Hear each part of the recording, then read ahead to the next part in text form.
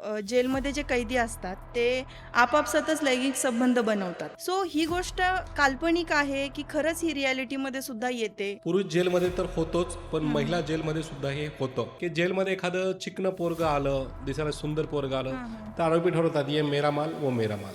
हो. की मुलींची छेडछाड होतीये, मुलींवर होतात, त्यांच्यावरती अत्याचार केले जातात. तरीसुद्धा तुमच्यासारखे जे वकील असतात, त्या आरोपींची जे वकीलपत्र असतं ते घेतात. की साताऱ्यामध्ये सुद्धा एक मध्ये प्रकरण झालं होतं. त्या गुन्हेगाराला शिक्षा झाली सर? होईल. कधी होईल सर? सो तो जो आरोपी आहे, ठीक आहे. तर त्याच्याबद्दल सुद्धा कुणीतरी वकीलपत्र घेतलंय, बरोबर? तुम्ही सुद्धा मागं स्वारगेटमध्ये जी केस घडली होती, त्याचं वकीलपत्र सुद्धा तुम्ही घेतलं होतं. मागे एकदा जी हार्दिक पांड्या यांच्यावरती तुम्ही केस टाकली होती, आपल्या तिरंगाचा अपमान केला म्हणून. तर तुम्ही स्वतःला फेमस होण्यासाठी त्याच्यावरती जी केस टाकली, त्याबद्दल काय म्हणाल? आपल्या नसरापूरचं जे प्रकरण झालंय सर, ज्याच्यामध्ये त्या 4 वर्षाच्या चिमुरडीचा काहीच दोष नव्हता. तिच्यावरती त्या सगळ्या गोष्टी घडल्या गेल्या, करण्यात आला, तिला चिरडून मारण्यात आलं अक्षरशः. ही रेपच्या केसेस होऊच नाहीत, बलात्काराची प्रकरणं होऊच नाहीत. हं. ह्याच्यासाठी देह विक्री कायदेशीर करावी अशी माझी मागणी. स्पा म्हणजे श्रीमंत लोकांचं वेश्येचं ठिकाण झालेलं आहे. नवीन ब्लॅकमेकर असे कार्यकर्ते महिला जन्माला आलेले आहेत, की वेश्या व्यवसाय करायचा असेल तर आम्हाला खंडणी द्या. नमस्कार मंडळी, तर मी स्नेहल जोशी तुम्हा सगळ्यांचं मराठी पॉडकास्ट शो या यूट्यूब चॅनलमध्ये खूप खूप स्वागत करते. सो आजचा जो आपला पॉडकास्ट असणार आहे तो खूप जास्त खास आणि रोखठोक असणार आहे बरं का. कारण आज आपल्यासोबत आहेत सगळ्या महाराष्ट्राला माहिती असलेले वकील वाजेद खान. दररोज कोर्टामध्ये खरं, खोटं, गुन्हे, न्याय आणि माणसांचे खरे चेहरे जवळून पाहणाऱ्या व्यक्तीशी आज आपण मनसोक्त गप्पा मारणार आहोत आणि रोखठोक असे कायद्याविषयी सुद्धा त्यांना प्रश्न विचारणार आहोत. तर नमस्कार सर. मराठी पॉडकास्ट शोमध्ये तुमचं खूप खूप स्वागत आहे. धन्यवाद. वेळात वेळ काढून तुम्ही आलात आमच्याकडं त्याबद्दल धन्यवाद. सो आज मी तुम्हाला कायद्याशी रिलेटेड जे सर्वसामान्यांच्या मनात सुद्धा खूप सगळे प्रश्न असतात, ते सगळे प्रश्न तुम्हाला मी विचारणार आहे. सो येस आपण चालू करूयात. हो, हो. वेलकम. सो सर मला तुम्हाला हे विचारायचं आहे, की नुकतंच पुण्यामध्ये गेल्या महिन्याभरामध्ये जीवघेणे हल्ले चालू आहेत. त्यानंतर मर्डरच्या केसेस येत आहेत. सो आपली जी पोलीस व्यवस्था आहे ती हे सगळं रोखण्यासाठी काहीच का करू शकत नाहीये. आणि जरी गुन्हेगार पकडला गेला, तरीसुद्धा तुमच्यासारखे जे वकील असतात, त्या आरोपींची जे वकीलपत्र असतं ते घेतात. बरोबर? मग असे जर आरोपी जर सुटत राहिले, तर आपल्या महाराष्ट्रातली गुन्हेगारी कशी संपणार ना सर? मग याचा विचार तुम्ही करायला पाहिजे. पोलिसवाले तुमचं म्हणणं आहे की काम करत नाहीत किंवा माझ्यासारखे वकील त्यांचं वकीलपत्र घेऊन ते त्यांना सोडवतात, असं म्हणणं आहे. तर हं. माझं हे म्हणणं आहे की सगळ्यात पहिल्यांदा तुम्ही त्या आरोपींना अन्न देणं बंद करायला पाहिजे. तुम्ही त्यांना अन्न देतात, भाकर खाऊ घालतात म्हणून हे आरोपी माजला आलेत. कशा आता पद्धतीने? हां, तुमच्या कमाईमधला, टॅक्समधला 1% हिस्सा त्या जेलच्या आरोपींवर खर्च केला जातो. ओके. म्हणजे त्याच्यातून त्यांची भाकर येते. तुम्ही सरकारला, शासनाला सांगा ना, की यांना कोर्टात आणू नका. पोलीस स्टेशनमध्ये यांच्यावर गुन्हे-बिन्हे दाखल करू नका. तुम्हाला जाणवलं ह्याने केलेलं आहे, असं तुम्हाला जाणवलं, तर त्याला डायरेक्ट फाशी द्या. म्हणजे काय होईल, की सगळ्या यंत्रणेचा भाग बंद होईल. परंतु जोपर्यंत तुम्ही लोकं हे करणार नाही, तुम्ही त्याला भाकर खाऊ घालणार, तर मग कसं चालणार? म्हणजे चोर तुम्ही, बोट माझ्याकडे. परंतु सर, तुम्ही जी केस लढता, त्यानंतर जो आरोपी आतमध्ये असतो, ठीक आहे. तो परत एकदा बाहेर येतो आणि बाहेर आल्याच्या नंतर त्याला हे माहिती असतं, की मी परत बाहेर जरी आलो तरी सुद्धा मला काय, मी परत एकदा वकील येणारच आहे, केस लढणारच आहे, मी पुन्हा एकदा बाहेर येणारच आहे. सो पुन्हा एकदा बाहेर येऊन 2 जणांचा तो मर्डर करणार, परत आतमध्ये जाणार. मग या सगळ्या गोष्टी कधी थांबणार आहेत आपल्या महाराष्ट्रामधल्या? आता खाणं-पिणं जे म्हणताय ते जेलमध्ये चालू द्या त्याला, असं हो, माझं हो. म्हणणं मग आहे. ते तुमच्यामुळं सगळं होत आहे ना. आता उदाहरण देतो परत, की तुम्ही म्हणतायत, की तो आला, की परत तो 2 मर्डर करणार, 3 मर्डर करणार. म्हणजे तुम्ही सगळ्यांना सरसकट मोजतायत. जे निर्दोष लोकं आहेत, त्यांना सुद्धा तुम्ही त्यामध्ये म्हणजे तुम्ही अशा मानसिकतेने समोर बोलतायत, सांगतायत, की जसं काही सगळेच लोकं गुन्हेगार असतात.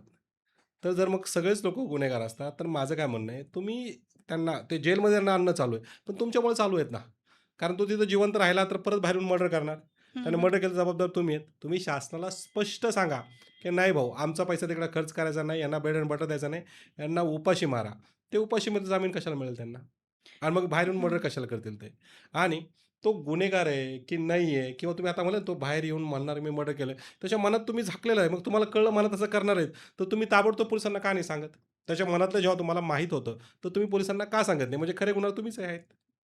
ती गोष्ट सुद्धा खरी आहे, की गुन्हेगार जरी आपल्या समोर असेल, आपल्याला आधी शांतता हां. ज्यावेळेला ती शांत होतो ते प्रकरण, जे परफेक्ट. घडलंय ते प्रकरण जेव्हा शांत होत जातं, तेव्हा आपण सुद्धा त्या गोष्टीला इग्नोर करत असतो. जो जरी समोर आला गुन्हेगार, तरी सुद्धा आपण जाऊ दे म्हणून सोडून देतो त्या परफेक्ट आहे. गोष्टी. परफेक्ट आहे. त्यासुद्धा असतात त्यामध्ये. येस. आणि आता अजून काही गोष्टी आहेत सर, की गुन्हेगार जे असतात, जे जेलमधले मोठमोठे गुन्हेगार असतात, बरोबर? तर ते जेलमध्ये राहून बाहेरच्या गोष्टी हँडल करत असतात. बाहेर गुन्हेगारी अजून वाढवत असतात. मग कुठे आपली जी न्यायव्यवस्था आहे किंवा जी पोलीस व्यवस्था आहे, जी सुरक्षा आपण तिथे म्हणतो, तर ती नेमकं कुठे चुकतीये? पहिली ह्या गोष्ट सगळ्या सांगतो. गोष्टी होतायत तर? पोलिसांवर जे राजकारणी लोकांचे हस्तक्षेप असतात, हं, हं. ऑब्जेक्शन असतात. जर पोलिसांना मोकळं सोडलं, म्हणजे बाकीचे पोलीस सोडून देऊ, पण पुण्यातली पोलीस यंत्रणा एवढी भारी आणि छान आहे. मी भलेही वकील असेल, पोलिसांच्या विरोधात बोलणं काम असेल, तरी या ठिकाणी तुमच्या पॉडकास्टमध्ये मी सांगतो, की पोलिसांनी जर ठरवलं, तर साधी रस्त्यावरची पिनसुद्धा कुणी उचलणार नाही. परंतु काय होतं, पोलिसांवर कामाचं एवढं बर्डन असतं. एकतर राजकीय लोकांचे कार्यक्रम असतात किंवा त्यांचा हस्तक्षेप असतो, हा आमचा माणूस, तो तुमचा माणूस.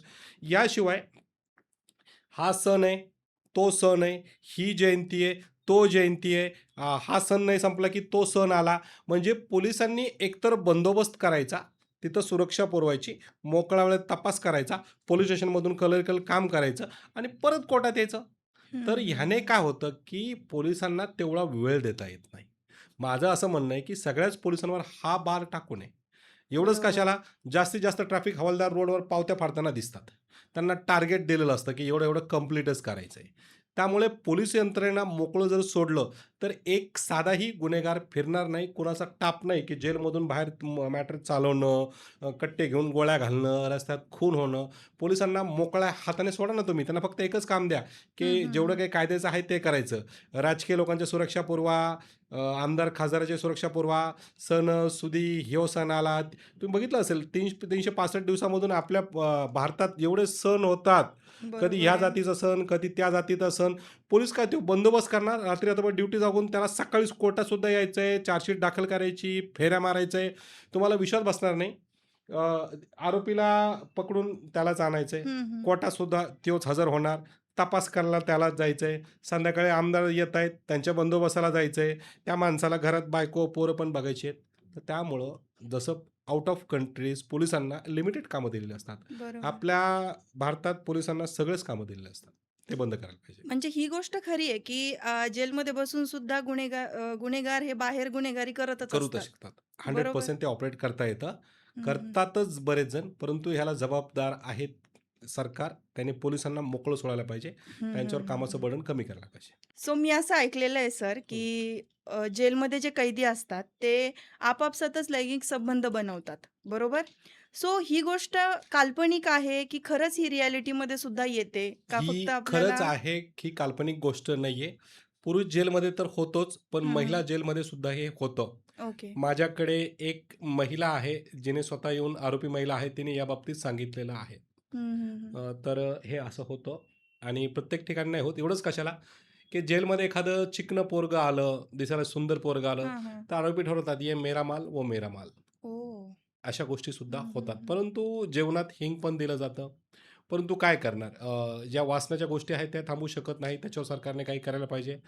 जेलमध्ये जे असे लोकं चाळे करतात हं, हं, हं. एकमेकांसोबत वगैरे, वगैरे, ह्याला आमच्या कायद्याच्या भाषेमध्ये शॉर्टकटमध्ये व्ही-पी म्हणतात. व्ही-पी म्हणजे वासना पीडित लिंग पिसाळ. तुम्ही आता रेग्युलरलीच तुमचं जेलमध्ये जे असतात त्यांच्यासोबत उठणं-बसणं असतं. आरोपींसोबत असेल किंवा बरोबर तुम्ही आहे. ज्यांच्या केस लढता बरोबर त्यांच्यासोबत. आहे. सो अशा काही विचित्र-विचित्र गोष्टी आहेत का जेलमधल्या पण ज्या की आपल्याला सगळ्यांना माहीत असायला हव्यात? बरोबर आहे. किंवा सगळ्यांनाच एक कुतूहल असतं की कसं लाईफ असेल जेलचं. कुणी जाऊन तर त्याच्यामध्ये बघू शकत नाही बरोबर आपलं आहे. की लाईफ कसं असतं ते अनुभवायला पण कुणाला आवडणार नाही. पण अशा काही आहेत का गोष्टी की ज्या आपल्याला माहिती असाव्यात म्हणून अशा? ज्या लोकांना जेलचा आनंद घ्यायचा असेल, जेल कसं असतं, काय हं, असतं बघायचं असेल, तर हं. नुकतंच हैदराबादमध्ये शासनाने ही योजना चालू केलेली आहे. ओह! तिथे जेलचा एक्सपिरियन्स घ्यायला विशिष्ट पैसे दिले तर हे होतं. परंतु खऱ्या आयुष्यात जेल ही नरकापेक्षाही कमी नाही. म्हणजे जसं आज आपण बसलोय, बोलतोय, हं, तिथं हं. वेळेवरच झोपा, वेळेवरच उठा. परत झोपताना सुद्धा असं कम्फर्टेबल जागा नसते. कैदी एवढे असतात, कात्री सिस्टममध्ये झोपायचंय. म्हणजे मी झोपलो असेल तर माझे पाय दुसऱ्याच्या चेहऱ्याला लागतात, दुसऱ्याचा चेहरा माझ्या पायांना लागतो. ह्या अशा गोष्टी आहेत. इव्हन दो विचार करा, पाजणं एक साधी गोष्ट आहे. बरोबर. परंतु तोच बरेच लोक आहेत, तो वास आपल्याला घेऊन झोपायचा म्हणजे झोप येईल का? अजिबात रोजचे नाही. संडासमध्ये गेल्यावर कॉकरोच किंवा ढेकूण बघायला मिळत असतील तर? बरं, बापरे! एखाद्याच्या शरीराचा घाणेरडा वास सहन करायचा असेल तर? हं. करावाच लागतो. म्हणजे ऑप्शनच नसतो तिथे ऑप्शनच काही ना. नसतो. परत इतक्या वेळेस उठा, इतक्या वाजता झोपा, ह्या गोष्टी असतात. जेल हे खूप म्हणतात ना, कुणी जाऊ नये असं हं, ठिकाण आहे. हं, हं. माझ्या पॉडकास्टमध्ये नेहमी येतं, की जेलमध्ये जे आहे, की तरुणांनी जाऊ नये म्हणून. सो आजकाल जे आपण समाजामध्ये बघतो, की एक्स्ट्रा मॅरिटल अफेअर जे आहेत, ते खूप जास्त प्रमाणात होत आहेत सध्या, बरोबर बरोबर? आहे. सो एक्स्ट्रा मॅरिटल अफेअर करणं हे कायद्यात बसतंय का? किंवा बसतंय. कायद्याने गुन्हा आहे का? नाही, नाही, नाही, नाही, नाही. Extra marital affair allowed to supreme court. म्हणजे अनैतिक संबंध हे कायदेशीर आहेत किंवा नाहीत, यावर भाष्य करताना सुप्रीम कोर्टाने स्पष्ट सांगितलेलं आहे, की तुम्ही एक्स्ट्रा मॅरिटल अफेअर करू शकतात, बाहेर अनैतिक संबंध ठेवू शकतात, हं, हं, नवरा-बायको हं. कोणीही असेल. याशिवाय एक्स्ट्रा मॅरिटल अफेअर हे करायचं असेल आणि त्याला पळवाट पाहिजे असेल, म्हणजे बरेच जण असे असतात की डिवोर्सचं मॅटर चालू आहे आणि एखादा जोडीदार आवडला किंवा त्यासोबत हे करायचं, लग्न करता येत नाही, तर मग अशा वेळेस काय होतं की लोक लिव्हिंगचा आधार घेतात. लिव्हिंग म्हणजे हं, एकत्र राहण्याचा करार, आणि हं. त्याच्या खाली आपण हे करू शकतात. पूर्वी पहिली बायको असताना दुसरं लग्न केलं तर गुन्हा होता, आजही गुन्हा आहे, पण तेवढा तो कडक नाही आहे. एक्स्ट्रा मॅरिटल अफेअर केलं तर त्याला शिक्षा नाही. बरेच एक उदाहरण देतो तुम्हाला साधंसं. बरेच पोरं-पोरी आपसात प्रेम करतात.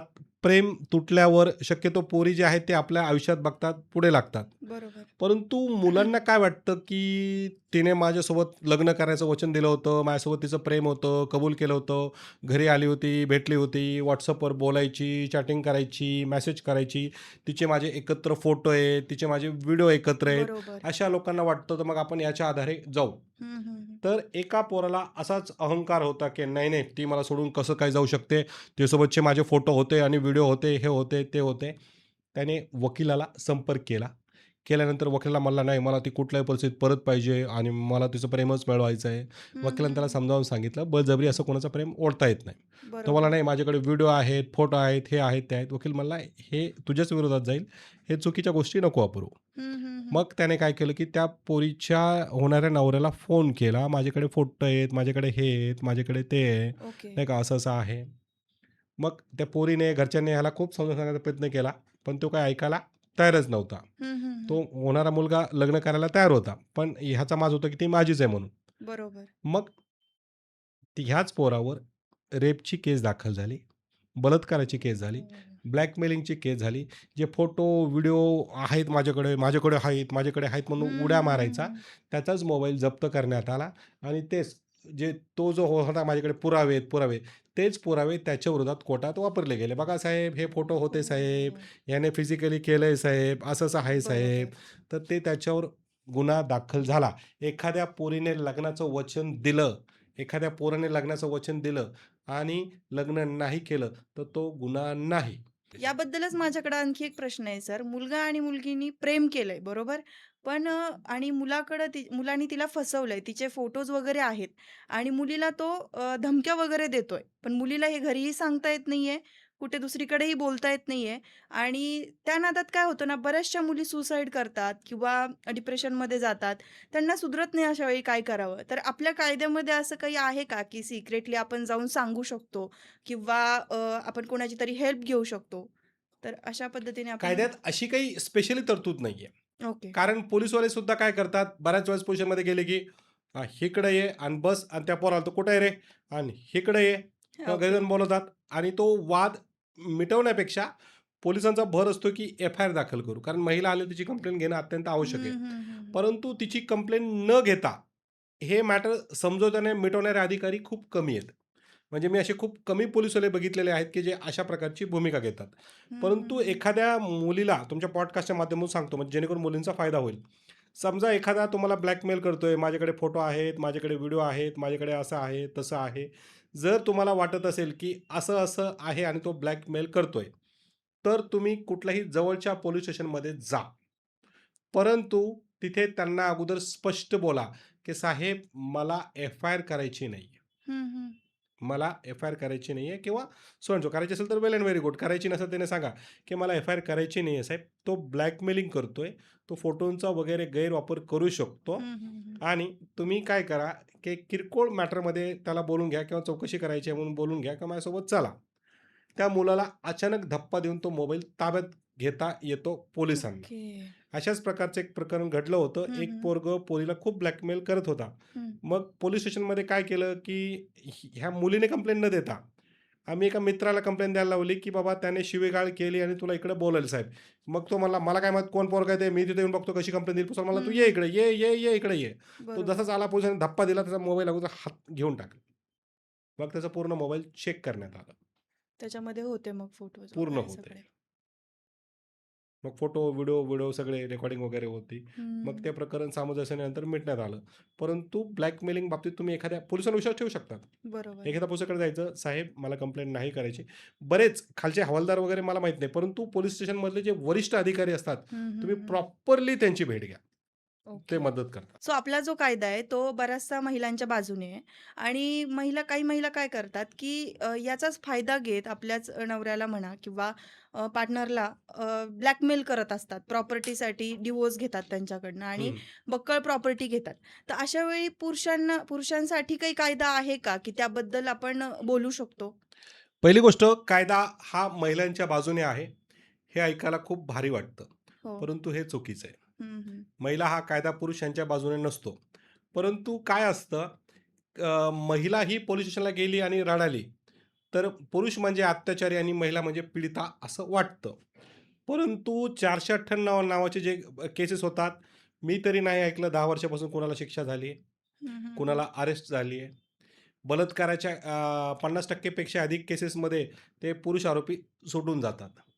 तर काय होतं, ज्या महिला अशा प्रकारे कायद्याचा गैरवापर करतात. आता बरेच पुरुष त्या महिलांच्या विरोधात लढतात, नाही का, कौटुंबिक बरोबर. मॅटर आहे. हं. परंतु काय होतं, त्यांना वाटतं आपण कोर्टात गेलो, की साहेब हे बघा, हे माझी बायको असं-असं लफडं, असं अफेअर, हं, ही हं, रेकॉर्डिंग. हं, बऱ्याच हं, पुरुषांना हं. चूक असते रेकॉर्डिंग. आमचा जज असं कानाला हेडफोन लावून नाही ऐकत, की "अरे काय रेकॉर्डिंग आहे? नवरा काय म्हणले? अच्छा गांडू म्हणली का? अच्छा, अच्छा, तर तू काय छिनाल म्हणला का? ओके." असं ऐकत हं, नाही. हं, हं. कारण ते नवऱ्याचं, बायकोचं आपसातलं पर्सनल आहे. बरोबर. तिच्या भावाने सासूने शिवी दिली, तरी आमच्या फॅमिली कोर्टात जज असं हेडफोन लावून किंवा ते कानाला मोल काय बोलली?" नाही ऐकत. तर बरेच पुरुषांना ते केसेस जिंकता येतात. हं, पण ते हं, काय हं. करतात, कोर्टात जाणार, इन्साफ, इन्साफ म्हणून ओरडणार. बरोबर. परंतु ते कधीही हे नाही करत, की ज्या बायकोने पोटगी मागितलेली आहे, ती लाडकी बहीण योजनेत पैसे उचलते का? ती आता जिथं भाड्याने राहते, तिने भाडेकरी म्हणून नोंद केली आहे का? ती ज्या कंपनीत आहे, ती कंपनीत कामाला आहे, हे पुरावा काढण्यासाठी एखादं डिटेक्टिव्ह म्हणा हं, किंवा हं. तिच्या मागे पाठलाग करून पाठवणार नाही करणार. त्यांना वाटतं, की आपण कोर्टात गेलो, की इन्साफ मागितलं, की आपल्याला इन्साफ मिळणार. आपण सांगणार ती अशी करायची, ती तशी ठेवायची. हं. असं नाहीये. भलेही कायदा दिसतो असा, परंतु पुरुषांच्या बाजूने कायदे खूप कमी आहेत. परंतु जो पुरुष प्रॉपर कायद्याचा आधार घेऊन ती उलट्या बाजूने लढतो, त्याला बरीच हे मिळतं. मी तुम्हाला एक साधं उदाहरण देतो. पॉडकास्टच्या माध्यमातून एक उदाहरण देतो. एका महिलेने त्याच्या पती व त्याच्या कुटुंबावर खोट्या-नाट्या केसेस केल्या. केल्यावर हा पठ्ठा बिलकुल घाबरला नाही. हं, हं. महिला मंडळावरून सारखा फोन यायचा, की तुम्ही इकडे या, इकडे या. तो महिलावाल्यांना म्हणला, की ते महिला मंडळ आहे, मला भरोसा नाही, मी तुमच्याकडे येणार नाही, कायदेशीर जे काही असेल ते करा. मग त्या व्यक्तीवर 498 वगैरे, वगैरे ही कंप्लेंट दाखल झाली. ओके. पोलिस स्टेशनमधून फोन आला. तो हं, म्हणला, हं. "साहेब मला रीतसर लीगल नोटीस पाठवा, मी काही येणार नाही. तुम्ही अगोदर नोटीस पाठवा." मग पोलिसांनी ती नोटीस पाठवली. हं, हं. पाठवल्यावर पठ्ठ्याने उचलली. अगोदर अँटिसिपेटरी बेल घेतला. पोलिसांना डायरेक्ट, कारण 498 मध्ये अरेस्ट होत नाही. तो हां. मला नाही, मी कोर्टात काही येणार नाही. मी पोलिस स्टेशनमध्ये काही येणार नाही. मी अँटिसिपेटरी बेल मिळवली हं, हं. आणि 498च्या 99% केसेसमध्ये तुम्हाला बेल मिळतो. मग पठ्ठ्याने काय केलं त्यानंतर डायरेक्ट बेल भेटल्यावर तिथं थांबला नाही. तो डायरेक्ट हायकोर्टात क्वॅशिंगला गेला. क्वॅशिंग म्हणजे आम्ही हे केलेलं नाहीये, आमच्यावरचे आरोप खोटे आहेत. मग ती केस तिकडे चालली, त्याचा निकाल याच्या बाजूने लागला. हो, हो. हं, हं, हं. पठ्ठ्याने ह्या बाईवर डेफेमेशनची केस मारली. तिने जे काही पोटगीच्या केसेस दाखल केल्या होत्या, त्यासाठी पठ्ठ्याने त्याच्या घरातील एका भिंतीवर तिच्या सर्व नातेवाईकांची नावं लिहिली अगोदर. कोण कुठे काम करतो, कोण नोकरीला आहे, कोण कुठे आहेत, कोण धंदा हं, करतो, हं, हं. व्यवसाय करतो. प्रत्येकाची माहिती तो माहिती अधिकारात काढायचा. कोण कुठे चुकलं, बांधकाम परवानगी नसेल तर त्यांची घरतोडा म्हणून अर्ज करायचा. म्हणजे अशा प्रकारे त्याने डोकं चालवलं आणि लवकरात लवकर त्याची केस त्याच्या बाजूने लागली. सो सर, आपण आता बघतो की हॉटेल्स असेल, रिसॉर्ट असेल किंवा इव्हन ट्रायल रूम सुद्धा असेल. अशा ठिकाणी असे मायक्रो कॅमेराज वगैरे बसवलेले असतात, बरोबर? बरोबर, जे आपले प्रायव्हेट मूव्हमेंट जे असतात ते कॅप्चर करत असतात. बरोबर. सो एखाद्या व्यक्तीचे जर असे प्रायव्हेट मूव्हमेंट कॅप्चर केले आणि ते जर व्हायरल केले, तर अशा वेळी आपण काय कार्यवाही त्याच्यावरती करू शकतो बरं? अतिशय गंभीर असे गुन्हे दाखल होतील. हं, हं. ह्या व्यक्तीवर सायबर अंतर्गत सुद्धा होतील. महिलांचा विनयभंग, बाकीच्या गोष्टी पण हं, दाखल हं, होतील. हं. आणि ह्या बाबतीत मात्र पोलीस खूप कडक आहेत. थोडी जरी शंका आली, थोडी जरी महिलेने केलं, तर पोलीस स्ट्रिक्टली ॲक्शन घेतात आणि अशा नालायक लोकांना आमचा कायदा, कोर्ट जास्तीत जास्त कडक शिक्षा करतो. हं, कारण हं, हा हं. खूप मोठा पुरावा सुद्धा तिथे सापडलेला असतो. त्यामुळं याच्यात खूप स्ट्रिक्ट आहे सरकार. सो आजकाल आपण गोष्टी आपल्याला दररोज ऐकायला मिळतात, की मुलींची छेडछाड होतीये, मुलींवर बलात्कार होतात, त्यांच्यावरती अत्याचार केले जातात. ह्या गोष्टींच्या ज्या बातम्या आपल्याला रोज ऐकायला मिळतात, ह्याच्यावरती सोशल मीडियावरती थोडे दिवस मोर्चे निघतात, आंदोलनं होतात, सगळ्या गोष्टी होतात आणि नंतर सगळं वातावरण शांत होऊन जातं. सो माझ्यासारख्या सर्वसामान्य लोकांना हा प्रश्न आहे, की एवढे गंभीर गुन्हे करून सुद्धा आता त्यांनी तो गुन्हा केलेलाच आहे. कुणीतरी तो गुन्हा केलेलाच असेल म्हणून तो बरोबर, गुन्हा घडला, बरोबर? बरोबर. सो एवढे गुन्हे करून सुद्धा आरोपीला शिक्षा होत नाही. सो मग आपल्या सिस्टममध्ये कुठेतरी प्रॉब्लेम आहे किंवा आपण तपासणी करण्यामध्ये कुठेतरी चुकतोय का? नेमकं काय घडतंय, की म्हणून आपल्या न्यायव्यवस्था न्याय देऊ शकत नाहीये त्या पीडितेला नाही, नाही, वगैरे? नाही. आमची न्यायदेवता सक्षम आहे एखाद्याला न्याय देण्यासाठी. ओके. बरेच गंभीर गुन्हे कुठलंही मला तुम्ही एक प्रकरण सांगा गंभीर त्याच्यात शिक्षा झालेली मी तुम्हाला नक्की सांगेल. हं, मनोज हं. मानेचं प्रकरण असो, कुठलंही प्रकरण असो, कोपर्डी प्रकरण असो, कुठलंही प्रकरण असो, आता की त्यामध्ये सातारा शिक्षा होते. ओके. साताऱ्यामध्ये सुद्धा एक मध्ये प्रकरण झालं होतं. त्या गुन्हेगाराला शिक्षा झाली सर? होईल, कधी होईल सर? म्हणजे त्या लवकरच होईल.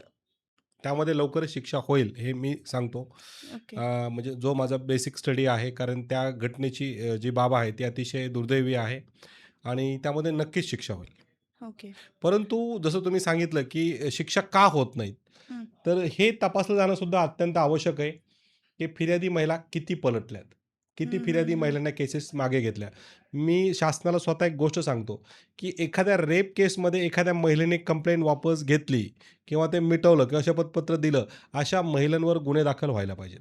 मग काय होईल, की बरोबर. रेपच्या केसेस दाखल होणं हं, कमी हं, होईल. हं. याशिवाय हे रेपच्या केसेस होऊच नयेत, बलात्काराची प्रकरणं होऊच नाहीत, हं. ह्याच्यासाठी देह विक्री कायदेशीर करावी अशी माझी मागणी आहे. पण मागील त्या काही गोष्टी तर चालूच वर्षापासून आहेत ना सर नाही, नाही कुठेही आपल्याकडे? चालू नाहीत. मागील बऱ्याच वर्षापासून म्हणजे 1-1.5 वर्षापासून बुधवार पेठमध्ये सारख्या धाडी पडतात. कोण ओके. जाणार? जो हं, हं, गरीब हं, माणूस हं. तिकडे जायचा ते बंद झालंय. याशिवाय बऱ्याच स्पा सेंटरमधून मी तुमच्या चॅनलच्या माध्यमातून आरोप लावतो, की स्पा म्हणजे श्रीमंत लोकांचं वेश्येचं ठिकाण झालेलं आहे. बरेच म्हणजे म्हणतात ना स्पा हे खूप कमी स्पा चांगल्या पद्धतीने चालवतात. बरेच जण याच्या व्यवसायामध्ये असतात. याशिवाय पोलिसांना हप्ते देखील जातात स्पामधून. हं, काही हं, हं. सगळ्यांनाच नाही. काही पोलीस अधिकारी हप्ते देखील खातात. याशिवाय काही महिलांनी म्हणजे आजच्या काळात सोशल वर्कर म्हणणाऱ्या म्हणजे सोशल मीडियाला इकडं-तिकडे बसतात. काहीतरी व्हिडिओ बनवतात. लोकांना टोमणे वगैरे मारतात. असं दाखवतात, की मी प्रसिद्ध समाजसेविका आहे. हं, हं, हं. स्वतःच जातात स्पा सेंटर वगैरेमध्ये मोबाईल घेऊन असं किंवा एखाद्या ढाब्यावर जिथे काही वेश्या चालतो असं जातात, व्हिडिओ बनवतात. नाही, नाही, नाही, नाही, असं तसं नाही. नवीन ब्लॅकमेकर असे कार्यकर्ते महिला जन्माला आलेले आहेत, की वेश्या व्यवसाय करायचा असेल तर आम्हाला खंडणी द्या. महिन्याला एवढे पैसे द्या. हो. एखादी बाई आहे तिचं देह आहे ते तिला विकायचं नाही विकायचं तिची मर्जी. जर भारतामध्ये देह विक्री कायदेशीर केली गेली, तर रेपचं प्रमाण कमी होईल असं मला म्हणायचंय. ओके. आणि आता जे रिसेंटलीच आपल्या नसरापूरचं जे प्रकरण झालंय सर, ज्याच्यामध्ये त्या 4 वर्षाच्या चिमुरडीचा काहीच दोष नव्हता. तिच्यावरती त्या सगळ्या गोष्टी घडल्या गेल्या, बलात्कार करण्यात आला, तिला चिरडून मारण्यात आलं अक्षरशः. सो तो जो आरोपी आहे, ठीक आहे. तर त्याच्याबद्दल सुद्धा कुणीतरी वकीलपत्र घेतलंय, बरोबर? तुम्ही सुद्धा मागं स्वारगेटमध्ये जी केस घडली होती, त्याचं वकीलपत्र सुद्धा तुम्ही घेतलं होतं, बरोबर. बरोबर? आरोपीच्या घेतलेलं साइडनी. आहेच. त्याची केस मी येस. चालवतोय आजही. Yes, yes. सो तुम्ही घेतलंय त्याचं वकीलपत्र. सो मग असं जर झालं सर, तर मग आरोपी कसं काय परत एकदा बाहेर येऊन आणि मेन हे सांगायचंय मला, की त्याने आधी सुद्धा 2 गुन्हे त्या पद्धतीचेच केलेले होते. ओके. आता नसरापूरचं जे चाललंय ते. सो वकीलपत्र ज्यांनी घेतलंय ते त्यांच्याविषयी लढतायत म्हणजे केस. आणि असं पण त्या मुलीच्या वडिलांचा एक व्हिडिओ मी बघितला होता. त्याच्यामध्ये त्यांनी असं सुद्धा म्हटलंय, की तिथे आरोपीला विचारलं जातंय, की तुम्हाला पोलिसांकडनं काही त्रास झाला नाहीये हं, ना? हं. तर ही कायद्याची काही प्रोसेस असते का ह्या हो, हो, सगळ्या हो. प्रत्येक गोष्टीची? चांगला असो म्हणजे आमच्या कायद्यात एक म्हण आहे, की 99% आरोपी सुटले तरी चालेल, परंतु एका निष्पाप व्यक्तीला शिक्षा होता कामा नये. म्हणून त्याला जेव्हा कोर्टात आणतात, कुठलाही आरोपी असो, त्याला असं आमचे जज साहेब असं विचारतात, की तुम्हाला पोलिसांकडून काही त्रास झाला किंवा नाही? ओके. म्हणजे ती प्रोसेसमध्ये असतं त्या येस, गोष्टी. येस. ओके. आणि जे आपलं प्रकरण झालंय आता नसरापूरचं, हं, हं. ठीक आहे. तर त्याबद्दल तुम्ही काय सांगाल? अतिशय दुर्दैवी अशी घटना आहे. परंतु ज्या वकिलांनी वकीलपत्र घेतलंय त्यांनी कायदेशीर घेतलेलं आहे. त्यांना ती केस लढायचा अधिकार आहे. प्रत्येक कसाबसारख्या नीच माणसाला वकीलपत्र मिळू शकतं. तर का नाही? जे आपल्या हं, हं. भारतातले नागरिक आहेत त्यांनाही मिळायला पाहिजे. सत्यता समोर यायला पाहिजे. उलट समोर त्याला आरोपीला वकील भेटला, तर अजून सक्षम पुरावे फिर्यादीच्या वकिलांकडून, शासनाकडून जाता येईल आणि ती केस लवकरात लवकर संपेल. आणि आधीसुद्धा त्या आरोपीचे 2 गुन्हे ऑलरेडी दाखल होते पोलिस बरोबर आहे. स्टेशनमध्ये. जर तेव्हाच जर त्याला व्यवस्थित शिक्षा दिली गेली असती, तर आज ह्या मुलीवरती ही वेळच नसती ना मी आली तुम्हाला सर. आत्ताच बोललो, आमच्या पोलीस यंत्रणेला तुम्ही मोकळं सोडत नाही ना. शासन त्यांना इतर जबाबदाऱ्या देणं बंद करा ना. पोलीस यंत्रणेला जर मोकळं सोडलं गेलं, नाही का, ते सण-सुदी, बंदोबस्त त्याच्यातून काढलं, तर निश्चित लवकरात लवकर गुन्हे दाखल होऊन कडक होईल. सो सर मी आता एक असा टॉपिक काढते, जो आपल्या समाजामध्ये खूप जास्त प्रमाणात चालू आहे सध्या. बरोबर आहे. तो लव्ह जिहादचा टॉपिक आहे सर. बिनधास्त. आता नाशिकचं जर मी उदाहरण घेतलं, टी-सी-एस कंपनीमध्येच आपण म्हणू शकतो, की तिथे इन्फ्लुअन्स करण्यात येत होतं मुलींना, की धर्मांतर करण्यासाठी वगैरे. त्यानंतर कोल्हापूरचा पण एक मुलगा आहे, तो 100 मुलींना एका वेळेला फसवत होता. तर याबद्दल तुम्ही काय सांगाल सर? लव्ह जिहादला माझा स्वतःचा खूप विरोध आहे हं, हं. आणि मुस्लिम समाजात अशा बऱ्याच मुली आहेत, की ज्या गरिबीमुळे त्यांचं लग्न होत नाहीयेत. बऱ्याच मुलींचं वय वाढलेलं आहे. तर मी मुस्लिम मुलांना आवाहन करेल, की "अरे बाबा, त्या पोरींचं लग्न कधी होणार? त्या गोष्टी कधी होणार?" दुसरी गोष्ट, ते जे 100 पोरींना नादाला लावलं, ज्या नालायक पोराने नादाला लावून त्या बिचाऱ्यांचं आयुष्य वाटोळं केलं. तर त्यामध्ये कुठल्या समाजातल्या मुली होत्या हे आपण बघितलंय का? दुसऱ्या समाजात नव्हतं. त्यामध्ये मुस्लिम समाजाची मुली जास्त होत्या. हं, हं, हं. दुसरी गोष्ट, जर शासनाने ठरवलं असतं, कायद्याने ठरवलं असतं, तर ताबडतोब त्या पोराला शिक्षा देता आली असती. परंतु तपासाचं काय झालं? ती घटना जेवढी प्रसिद्धीस आली, ती नंतर गायब झाली. याचाच अर्थ कुठेतरी पाणी मुरतोय. दुसरी गोष्ट, आय-टी कंपनीमध्ये ती जी निदा खान नावाची पोरगी, तिच्यावर आरोप वगैरे झालेत. तर आपण बघितलं असेल पेपरला किंवा कायद्याला बऱ्याच गोष्टी अजून ज्या आहेत ते समोर यायच्या आहेत. हं, त्याच्यात हं, हं. सुद्धा डिफॉल्ट होत्या. आणि राहिला प्रश्न लव्ह जिहाद वगैरेचा ह्या कंपनीमध्ये हे ते. हं, हं. तरी मला तरी नाही वाटत, की कुठलाही पुरुष आपला कामधंदा सोडून त्या गोष्टीच्या नादी लागेल. आता जसं मी एक सामान्य व्यक्ती आहे. हं, मला हं. माझं घर-दार, कुटुंब, शिक्षण, करिअर ह्याचं पडलेलं असतं. तर लव्ह जिहादला माझा स्वतःहून विरोध आहे. अशा उलट आमच्याच समाजात, मुस्लिम समाजातल्या पोरींचे बरोबर. लग्न होत नाहीयेत, हं, तर हं. तिथं कशाला वेळ देताय? ओके. सो मग या गोष्टींमुळे काय होतंय ना सर, जी तुमच्या समाजातली जी चांगली लोकं आहेत, त्यांना सुद्धा या गोष्टीतून सफर करावं लागतंय. सो ह्या गोष्टींकडे कसं बघता तुम्ही? नाही, एक सांगतो फक्त सर यांनाच नाही, तर काय होतं, की अशा नासके कांद्यांमुळं सगळ्याच जणांचा हे होतो. बरोबर. परंतु मला काय म्हणायचंय, की जर अशोक खरातने रेप केलं, बलात्कार केला अशोक खरात बाबा, हं, हं. तर त्यांचा बंगला कधीही पाडला जाणार नाही. बरोबर. परंतु निदा खान सारखी जी बाई होती, हं, त्याला हं, फक्त हं. एक आमदार होता, छत्रपती संभाजीनगरचा, मोहीन पटेल काहीतरी नाव होतं त्याचं. त्याने फक्त त्याला राहायला वगैरे दिलं, तर त्याच्या घरावर बुलडोझर झालं. तर कायद्याने हे असे जेवढे हे लोकं आहेत, म्हणजे भेदभाव न करता सगळ्यांच्या घरावर जर बुलडोझर चालवलं तर येणार नाही. आता अजून सुद्धा माझ्या मते बरेच बाबा वगैरे नाही का, सगळ्या हो. घराच्या घरावर कुठं हे चाललं? नाही चालवलं. पण त्याने फक्त ती पोरगी राहायला दिली म्हणून त्याचे घरात पाडले गेले. हं, तर हं, हं. हे कुठेतरी शासनाने आरोपीला बॅलन्स ठेवला हां, पाहिजे. आरोपीला हे करताना हे करू नये. याशिवाय हिंदू-मुस्लिम हा भेदभाव ह्याच्यामुळे फायदा पोलीस, वकील, राजकारणी नाही का ह्या लोकांना होतो. सामान्य हं. लोक तिथेच लढत-लढत मरत चाललेला आहे आणि जे वरचे लोकं आहेत, जे हे भेदभाव वगैरे नाही पाळत, ते फक्त भांडणं लावतात. ते हं, लोकं हं. आज श्रीमंत होत चालली आहे. मागे एकदा जे हार्दिक पांड्या यांच्यावरती तुम्ही केस टाकली होती, आपल्या तिरंगाचा अपमान केला म्हणून. त्यांच्यावर जी केस टाकली, जो आपल्या आपल्या भारताला ज्यानं विजेतेपद मिळवून दिलं त्या संघाचा भाग होता. तर तुम्ही स्वतःला फेमस होण्यासाठी त्याच्यावरती जी केस टाकली त्याबद्दल काय म्हणाल? पहिली गोष्ट मला फेमस होण्यासाठी हार्दिक पांड्यावर केस टाकायची गरज नाही. हं, अ, हं. गौतमी पाटील मला आवडते, साबणाला होलच का करायचं, हं, हं, हं. अंडरवेअरवरून लफडं कसं पकडायचं, असं सोशल मीडियाला माझे बरेच व्हिडिओ असतात, माझ्या हं, हं, कॉन्ट्रोव्हर्सी हं. असतात. तर मला पब्लिसिटी फक्त याची गरज नाहीये. परंतु हार्दिक पांड्या याने नॅशनल फ्लॅगचा अवमान केला होता. म्हणजे नॅशनल मी फक्त आता बरेच जण मला म्हणतात, "तू हार्दिक पांड्याचं काही करू शकत नाही, तुला मोठा आहे, तुला विकत घेईल हे ते." हं, हं, हं. तर एक शेर है कि गिरते हैं शेर सवार ही मैदान में वो तिफ्न क्या गिरेंगे जो घुटनों के बल चलते. मी प्रयत्न केला. शिवाजीनगरला तक्रार दाखल झाली. त्यांनी ती अहमदाबादला ट्रान्सफर केली. मी त्याच्याविरोधात खाजगी कोर्टात, पुणे कोर्टात केस दाखल केली. ती कोर्टाने ॲडमिट करून घेतली. हं. त्याच्यात तारीख दिली. बी-सी-सी-आयने गर्लफ्रेंड घेऊन जाऊन ग्राउंडमध्ये अश्लील चाळे करायचे नाही. ते असे आदेश पारित केलेत. ओके. म्हणजे केसचं पुढं काय होईल मला माहीत नाही. परंतु मी आत्ताच जिंकलेलो आहे. हं, हं, आणि हं. Good publicity plus bad publicity equal to good म्हणजे कुठलीही पब्लिसिटी चांगल्यात मध्ये मोडते. परंतु मी तुमच्या समक्ष सांगतो, की हार्दिक पांड्यावरची केस मी फेमससाठी केलेली नव्हती. माझे बरेच मॅटर आहेत जे गाजलेत. पुण्यात काही वर्षापूर्वी एका माणसाने पातेलं घालून फिरला होता आणि हेल्मेट न घाल म्हणजे हेल्मेटपेक्षा त्याने पातेलं घातलं होतं आणि पूर्ण शहरात फिरला होता. ट्रॅफिकवाल्यांना दाखवलं होतं, की बघा मी असंच आहे. तर तो मीच होतो. तर मला पब्लिसिटी करायला अशा गोष्टी आहेत. पब्लिसिटी कशी घ्यायची हे मी आईच्या पोटून शिकून आलेलो आहे. आताही समजा मला बरोबर. काही वाटलं तर एखादं वादग्रस्त कॉन्ट्रोव्हर्सी मी करू शकतो. हं, हं, हं. तर मी ती केस देशासाठी केली होती. एक केस स्वाभिमानासाठी तर केली. माझा असा प्रश्न आहे, की आजकाल असं म्हटलं जातं, की म्हणजे पहिल्या काळापासूनच असं म्हणत आलंय, की कोर्टाची पायरी शहाण्याने पण चढू नये, बरोबर? पण आजकालचे जे पण काही गुन्हे वगैरे घडतायत किंवा जे घरच्यांमध्ये सुद्धा काही वादावादी होते, तिथं पण काहीतरी गुन्हे घडत असतात. सो अशा वेळेला जे पहिलं होतं, की पायरी चढू नये कोर्टाची, तेव्हा न्याय मिळत नसायचे किंवा खूप वर्षानुवर्ष अशा केसेस चालू राहायच्या, बरोबर? तर आता सुद्धा तीच परिस्थिती आहे, की आता काही परिस्थिती बदलली आहे त्याच्यामध्ये? पहिली गोष्ट, शहाण्या माणसानं कोर्टाची पायरी चढू नये. ही मन कालबाह्य झाली. सगळे कोर्ट नवीन झालेले आहेत. सगळ्या ठिकाणी लिफ्ट आलेली आहे. हं, इव्हन हं. तो पुणे कोर्टातल्या ह्याला सुद्धा पायरी नाहीये. हं, हं. त्यामुळे नक्की पायरी चढावी.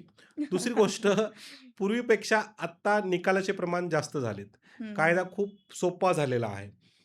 पूर्वी तरी विलंब लागायचा, उशीर लागायचा. आजच्या काळात सोशल मीडियामुळं याच्यामुळं लोकं स्वतः हुशार झालेले आहेत आणि त्यांनी हे केलेलं आहे. मी तुमच्या चॅनलच्या माध्यमातून एक गोष्ट सांगतो, की मी स्वतः काही दिवसांनी म्हणजे आता मी वकिली करतोय, परंतु भविष्यात मी कधी रिटायर झालो किंवा रिटायरमेंट घेतली, तर मी डिव्होर्स विमा म्हणून एक संकल्पना चालवणार आहे. ओके. म्हणजे आता तुम्ही बघितलं असेल धूमधडाक्यात लग्न होतात सध्या, खूप धूमधडाक्यात होतात आणि हं. पटापट 1-2 वर्षात डिव्होर्स पण होतं. कारण हल्लीचे तरुण-तरुणी यांची वेगवेगळी लाईफस्टाईल असते आणि ती मॅच होत कुठेतरी नाही. मॅच होत नाही. हं, हं. तर मी भविष्यात म्हणजे समजा मी रिटायरमेंट नंतर, की बाबा लग्न करतानाच, लग्न जमवतानाच त्यांनी आमच्याकडून डिव्होर्स पॉलिसी विकत घेतली. भविष्यात त्यांचा डिव्होर्स होत असेल, ओके. त्याची बायकोला पोटगी द्यायची जबाबदारी आमची किंवा ओह! ह्या मुलाचं हे वाईफ झाला हं, नाही हं, किंवा हं. त्याचं जे काही कोर्ट कचेरी लढली जाईल, त्याची सगळी जबाबदारी आमची. असं मी एक डिव्होर्स प्लॅन पॉलिसी चालवणार आहे. सो आता आजकाल आपल्या पुण्यामध्ये सुद्धा एफ-सी रोडवर टो करून नेतात गाडी नो पार्किंगमध्ये वगैरे जर बरोबर, लावली तर. सो अशी विथआऊट वॉर्निंग तर काही गाडी नेता येत नाही उचलून, बरोबर? बरोबर. 4 वेळा काहीतरी वॉर्निंग आधी द्यावी लागते. सो असे काय अधिकार आहेत सर्वसामान्य माणसाला, की विथआऊट वॉर्निंग जर त्यांनी गाडी उचललेली असेल आपली, तर अशा माणसांसाठी काय सांगाल तुम्ही, की काय अधिकार असतात आपले हे सर्वसामान्य अधिकार तर माणसाचे? भरपूर असतात. कुठलेही वाहन पोलिसांना उचलताना जसं तुम्ही म्हणले, हॉर्न वाजवावं लागतं, कल्पना द्यावी लागते. उचललेल्या गाडीच्या ठिकाणी ती जागा मार्किंग करावी लागते. हं, हं. तिथे मोबाईल नंबर टाकावा लागतो आणि की बाबा ह्या-ह्या ठिकाणी आम्ही ती गाडी नेलेली आहे. तिथे गेल्यावर नाही का हं, हं. सो अँड सो रक्कम भरून, दंड भरून तुम्हाला ती घेता येते. परंतु ह्या सगळ्या गोष्टीमध्ये तुम्हाला असं जाणवलं, की आपली काही चूक नाही. हं. तर तुम्ही त्यांच्या विरोधात कोर्टात प्रकरण दाखल करून म्हणजे नाही, नाही आम्ही हे भरणार नाही. तुम्ही ते देतायत आम्हाला खटला द्या, आम्ही कोर्टात केस चालू आणि मग आपण हे करू. तर असं न्याय मागू शकतो. परंतु अडचण काय आहे, 1000, 500, ₹2000 वाचवण्यासाठी तुम्हाला वर्ष, 2 वर्ष कोर्टात खेटे मारून, खर्च करून लढावं लागतं. म्हणजे हे आहे. हं, हं. तर तुम्हाला ते लेंदी वाटेल. त्यामुळे शक्यतो ट्रॅफिकवाले दिसले, हवालदार दिसले, कोणी असेल, "sorry sir, yes sir, no sir, thank you sir" म्हणा, तेवढं म्हणून दंड निघतात भरा आणि पुढे. मोकळे व्हा. कारण लढणारे लोकं खूप कमी असतात. असंच एक केस मी लढलेली होती आणि त्याच्यात आम्ही विजय मिळवला. हं, परंतु हं, ती हं. 1 वर्षभर केस चालली. बापरे! म्हणूनच मग लोक म्हणतात, की कोर्टाला जाण्यापेक्षा आपलं मिटवलेलं बरं मिटवलेलं बरं इकडं. कधी. सो सर मला तुम्हाला हे विचारायचं आहे, की सोशल मीडियाचा आणि न्यायव्यवस्थेचा आपापसात काही संबंध आहे का? काहीच नाही. सो एखादी केस आहे आणि ती सोशल मीडियावर खूप गाजली आहे. सो लोकांनी उचलून धरली आहे म्हणून न्यायव्यवस्था तिला आधी प्रायोरिटी देते. अशातला काही भाग असतो का? नाही. अजून एक सांगतो, मी वकील आहे. मी सोशल मीडियावर फेमस आहेत. बरेच जण वकील आहेत, सोशल मीडियावर फेमस आहेत. आमच्या वकिलांच्या सोशल मीडियाच्या स्टोरीजवर खरंच विश्वास ठेवू नका. हं, हं. बरेच वकील सोशल मीडियावर आहेत, मी पण आहे. माझ्याही स्टोरीवर विश्वास ठेवू नका. कारण प्रॅक्टिकली आयुष्य खूप वेगळं आहे आणि थेअरीमध्ये खूप वेगळं आहे. उदाहरणार्थ एखाद्या हवालदाराने थांबवलं, चावी काढली, तर तुमचे हे राईट्स आहेत, तुमचे ते राईट्स आहेत. हे ऐकायला बरं वाटतं. परंतु एखाद्यावर जेव्हा शासकीय कामात अडथळा म्हणून केस दाखल झाली, तर त्याला त्रास होतो. हं, हं. त्यामुळे पोलिसांशी बोलताना, वागताना खूप सभ्य वाचा. YouTube, Google, सोशल मीडियावरचं जे नॉलेज घेऊन लोकं कोर्ट कचेरी खेळतात, ते 100% केस हारतात. आता जे ट्रॅफिक पोलीस असतात, त्याने जर एखाद्या सर्वसामान्य माणसाला थांबवलं रस्त्यात किंवा त्याच्याकडे जर ड्रायव्हिंग लायसन्स आहे घरी, पण त्याच्यासोबत नसेल, तर अशा वेळी माणसाने काय करायला हवं? अशा काही कायद्याची पळवाट आहे का, जसं तुम्ही सांगता त्या नाही, पद्धतीने? मोबाईलमध्येही दाखवू शकतात ना. त्याच्याकडे सोबत नसेल तर मोबाईलमध्ये असणं आवश्यक आहे. मोबाईलमध्येही नसेल, हं, तर हं. तो पोलिसांना तुमचा एवढा अधिकार आहे, की "साहेब माझ्याकडे आत्ता नाही आहे. मी घरातून WhatsAppवर मागून तुम्हाला दाखवू शकतो." तर तेही चालतं. आजच्या काळात तर Googleमध्ये ह्याला त्याला आपण ते सेव्ह पण करून ठेवू शकतो. हं, त्यामुळं हं, असं हं. काही नाही आहे. परंतु मी स्वतः एक गोष्ट अनुभवली, की ट्रॅफिक हवालदाराशी हुज्जत घालण्यापेक्षा सर, साहेब असं म्हटलं, विनंती केल्या तर ते पण शेवटी ऐकतात. कारण आजच्या काळात ते सुद्धा विवाद घालत नाहीत. हं, हं, पूर्वी हं. मोबाईल नसल्यामुळे वादविवाद व्हायचे. आत्ताचे बरोबर. हवालदारसुद्धा ट्रॅफिकवाले बरेच ट्रॅफिकवाले काय करतात, एखादा नडला ना त्याच्या नादी लागत नाहीत, मोकळे होतात. सर तुम्ही कोर्टात अनेक मानवी चेहरे खूप जवळून बघितलेले आहेत. त्याची जी गुन्हेगारीची मानसिकता असते, त्याच्यामध्ये त्याचाच दोष असतो, की समाजाचा पण याच्यामध्ये कुठेतरी दोष आहे? असं मला तुम्हाला विचारायचं आहे. माझं असं म्हणणं आहे, की एक माणूस स्वतःहून कधीही गुन्हेगार होत नाही. हं, हं. बऱ्याच अंशी समाज, पोलीस, लोकं, घरचे हे गुन्हेगार होतात. तुम्ही जर आज गुन्हेगारीची डेफिनेशन बघितली, तर येरोडासारखा झोपडपट्टीचा एरिया असेल किंवा गरीब क्षेत्र असेल, तर या ठिकाणी बरीच चांगली मुलं असतात. परंतु काय होतं वणवा, वणवा जेव्हा लागतो डोंगरात, तो सगळ्याच झाडांना जाळतो. हं, हं. एका वेळेस तर फक्त असं झालं, की एक घटना घडली. काही पोरांनी एकावर हमला केला. त्यांचं ते कुटाणं चालू होतं. एक सभ्य पोरगं जो नोकरी करून आलेला होता, म्हणजे त्याला माहीत नव्हतं की काय प्रकार चाललेला आहे आणि त्याने गाडी लावली आणि तो फक्त सोडवायला गेला. हं, तो काही हं, हं. भांडत नव्हता. परंतु त्याच्यावरही भविष्यात गुन्हा दाखल झाला आणि तो गुन्हेगार झाला. याशिवाय आजच्या काळात पोलीस काय करतात, आरोपींना पकडतात, त्यांची प्रभात फेरी काढतात किंवा माफीचे व्हिडिओ बनवून घेतात. नंतर ही पोरं काय म्हणतात, एकदा ठपका लागलेला आहे, आता आपण भाई होऊ. तर हं, काही हं, पोलीस हं. यंत्रणासुद्धा गुन्हेगारी जन्माला घालतात. एवढंच कशाला? काही बुर्जीवाले असतील, टपरीवाले असतील, छोटे-मोठे किरकोळ धंदे असतील, यांना धंदा करायचा असेल, तर काही पोलीस, काही 100% नाही, काही पोलीस जे आहेत, हप्तेसुद्धा घेतात. मग त्या बरोबर. बिचाऱ्यांकडून नसतं तर देणार कुठून? मग हं, ते हं, हं. गुन्हेगारीकडे हळू वळतो. म्हणजे बेरोजगारी जेव्हा जन्माला येते, तेव्हा गुन्हेगारी. आता मनपावाले बरेच चांगले चाललेले तरुण जे पोरं आहेत, त्यांचे छोटे-मोठे धंदे आहेत, ते बंद कसे करता येतील, रस्त्यावरचं त्यांचं कसं उठवता येतील, हे बघतात. तर बेरोजगार झालेला शेवटी माणूस गुन्हेगारीकडे जाणारच. वळतोच तिकडे. बरोबर. आणि सर आता एक पर्सनल क्वेशन विचारायला आवडेल मला 100% तुम्हाला, की तुमच्या वकिली पेशामध्ये जेव्हापासनं तुम्ही चालू केली वकिली, तेव्हापासनं अशी कुठली केस आहे का, जी तुमच्या आयुष्यभर लक्षात राहणार आहे, अशी कुठली केस आहे का? 100% मी ह्याच्यापूर्वी पण बोलत आलेलो आहे, की कडूबाई नावाची एक महिला होती. म्हणजे मी नवीन-नवीन वकील झालो होतो आणि त्यावेळेस मी छत्रपती संभाजीनगर उच्च न्यायालयात वकिलांकडे काम करायचो आणि नवीनच वकील झाले असल्याने मी माझं कोर्टातलं काम संपवलं होतं. रॅकमध्ये बॅग वगैरे ठेवली आणि मी कोर्टाच्या बाहेर आलो. तर एक बाई कोपऱ्यात बसून रडत होती. अ, थोडं वय झालेली बाई होती. मला आश्चर्य वाटलं. मी जवळ जाऊन विचारलं, "काय अजय काय झालं? का रडायली आहे?" मग ती म्हणली, हं, "तुम्ही हं. वकील लोकं नालायक असतात.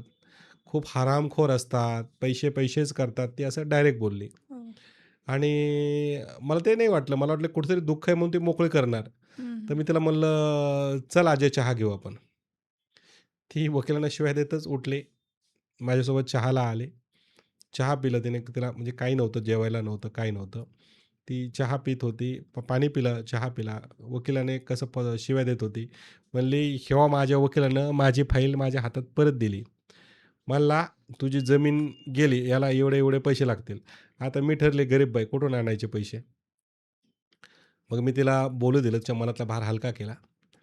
तिला म्हणलं, "माझ्या डोक्यावर हात ठेव, आशीर्वाद दे. मी काही लय मोठा वकील नाही, मी प्रयत्न करतो." हं, मग मी हं. ती केस घेतली. माझं लक फॅक्टर चांगलं. मी एक बेसिक क्रिमिनल लॉयर आहे. परंतु माझं नशीब एवढं भारी, लक फॅक्टर चांगली, की ती केस मी दाखल केली, ॲडमिट केली. ती केस मी शेवटी जिंकली. त्या पाठीमागची पार्श्वभूमी अशी होती, की हिला 2 मुलं होती. हिचा नवरा वेडसर झाला. तो निघून गेला. हं, हं, कौटुंबिक हं. वादामुळे तो वेडसर झालेला होता. तो निघून गेला. ही बाई एवढी गरीब होती, की चक्कीमध्ये खाली पडलेला आटा ती हाताने साफ करून आणायची. त्याची भाकर बनवून खायची होती. नवरा गेला म्हणून नातेवाईकांनी जमिनीवर ताबा घेतला होता. तर ती शेवटी केस मी जिंकली. जिंकल्यावर मला खूप भारी वाटलं आणि आजसुद्धा मी अभिमानाने म्हणजे माझ्या आयुष्यात मी खूप कमी चांगल्या केसेस लढलेल्या आहेत. म्हणजे गोरगरिबांचा आशीर्वाद मी खूप कमी घेतलेला आहे. मी असं नाही म्हणणार मी लय चांगला आहे. मी खूप वाईट आहे, बदमाश आहे. कारण मला गरिबीतून वरती यायचं म्हणून मी घेतले असतील खराब केसेस वगैरे असं मी लढत आलेलो. मी कधी पाप पुण्याचा हिशोब नाही केला. हं, हं. कारण देव चांगल्या माणसाला नाही देतो, वाईट माणसालाही. पण तुम्ही मागं वळून जेव्हा आयुष्यात बघतो माझ्या वकिलीतली ही कडूबाईची केस, हं, हं. तर मला खूप अभिमान वाटतो स्वतःचा. कारण तिचा घेतलेला आयुष्याचा आशीर्वाद आजसुद्धा मला कामी येतं. तिच्या आशीर्वादामुळे मला एक चांगली बायको भेटली, एक चांगलं म्हणजे मुलं आहे. माझं परिवार सुखी आहे. तर मला असं वाटतं, की अशा काही गोरगरिबांचा आशीर्वाद माझ्या पाठीशी असेल. सामान्य माणसाने कोर्ट कचेरीमध्ये पडावं का? किंवा अन्याय झाला तर पोलिसांकडे जावं का? काही जण या भीतीनेच थांबतात, की आपल्यावरच उलटं जर आलं तर काय करणार? तर याबद्दल काय सांगाल सर तुम्ही? 100% कोर्ट, कचेरी, पोलीस स्टेशन याची भीती नसायला पाहिजे. त्यांची मदत घ्यायला पाहिजे. तुम्हाला एक गोष्ट सांगतो, की फक्त आपल्याला आयुष्यभर कोर्टात चक्राच माराव्या लागतील असं पण काही नाहीये. हं. 112 म्हणजे ह्यावर फोन केला तर पोलिसांची मदत मिळते. तुम्ही पोलिसांना डायरेक्ट सांगू शकतात, की साहेब आम्हाला एफ-आय-आर नाही करायची आहे, परंतु आम्हाला समोरच्यांना समज द्यायची आहे. तुम्ही पोलिसांशी स्पष्ट बोलणं शिका हं. किंवा जर पोलिसांशी तुम्हाला भीती वाटत असेल, तर एखाद्या वकिलाशी मैत्री ठेवा. एखाद्या वकिलाशी ओळख ठेवा. जेणेकरून त्याला हळूच फोन करून विचारता येईल, की साहेब असं-असं झालेलं आहे, काय करावं? म्हणजे तुम्ही म्हणतात ना, पोलीस से दोस्ती भी अच्छी नहीं, दुश्मनी अच्छी नहीं. अरे मग वकिलांशी मैत्री ठेवा ना. बरोबर. आपल्या आता बरेच पुण्यातली लोकं असतील, कोणीही असेल, तर एखाद्या वकिलाचं नाव विचारा, असं एखाद्या कुटुंबाला विचारलं, तर त्याला एखाद्या वकिलाचं नाव सांगता येत नाही. मी तर म्हणतो प्रत्येक कुटुंबाला एक वकील मित्र असावा. सो आत्ताच रिसेंटली नीटचा पेपर फुटलाय सर. बऱ्याच विद्यार्थ्यांचं जे भविष्य आहे ते पूर्ण धोक्यात आलेलं आहे.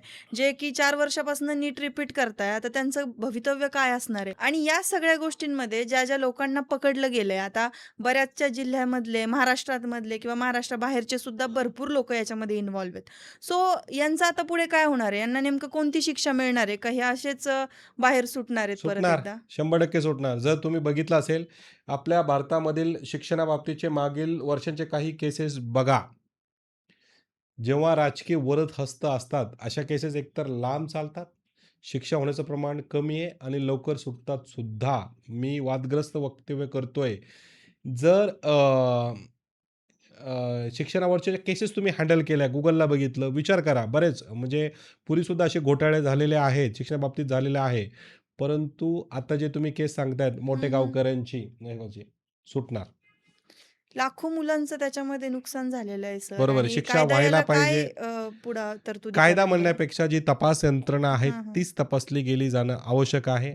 अशा केसेसमध्ये खूप कडक कायदे करणं आवश्यक आहे. परंतु आज मी तुमच्या चॅनलच्या माध्यमातून सांगतो, की शिक्षणाच्या बाबतीत ज्या केसेस होतात, त्या बाबतीत शासन उदासीन आहे. सो तुम्ही आमच्या पॉडकास्टमध्ये आलात. तुमच्याशी थँक बोलून खूप छान वाटलं. कायद्याच्या ज्या छटा आहेत त्या तुम्ही आम्हाला समजून सांगितल्या. मी तुम्हाला तरी पण 0.01% विचारलंय. तुमचं नॉलेज हे खूप मोठं आहे thank you sir. Ma'am. Thank you. So खूप छान वाटलं तुमच्यासोबत बोलून. धन्यवाद. Thank you.